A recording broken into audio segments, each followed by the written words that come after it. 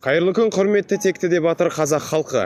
Хабарда Ұлытау облысы білім басқармасының Жезқазған қаласы білім бөлімінің нөмір 8 гимназиясының Қазгим ТВ арнасы.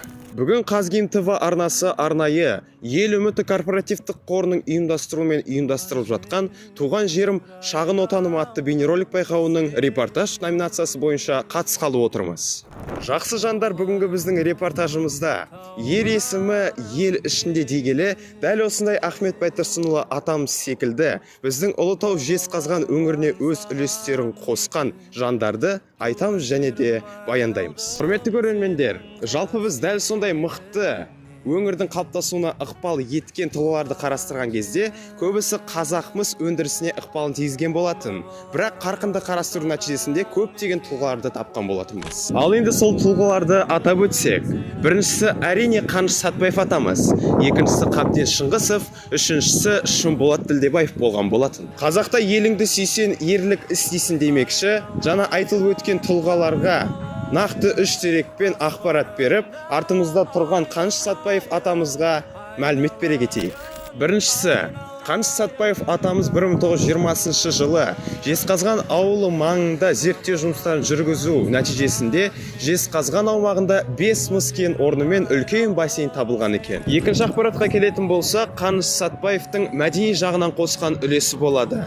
Нақтылай келсек, Қаныш Сәтбаев ер едіге секілді Ұлытау тарихы жөнінде шығармалар жазып, өзін мәдени жағынан үлесін танытқан болатын.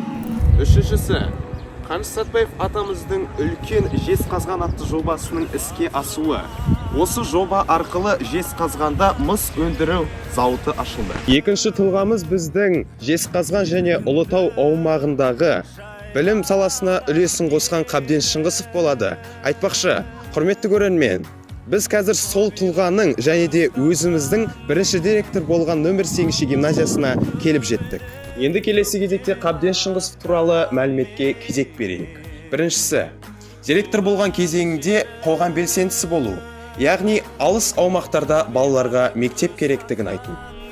Екіншіден, тұлғаның өзін мектепте ұстанған ерекше жоспары, яғни баланың өзін еркін ұстау үшін неше түрлі әдістемелік жоспарларды қолданған. Оның бірі дебат пен пікірталас алаңы.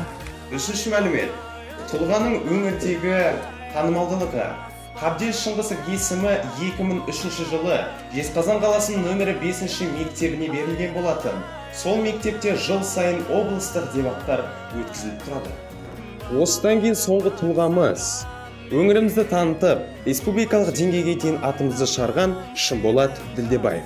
Бірінші ақпарат, КСРО кезіндегі атамыздың мықтылығын атап айтсақ, сол кездегі шындық шығармасы бүкіл қазақтың рухын көтерді. Екінші ақпарат, Ұлытау облысы Серке Қожамқұлов атындағы бас театрына салынуына ықпалын тигізген болады.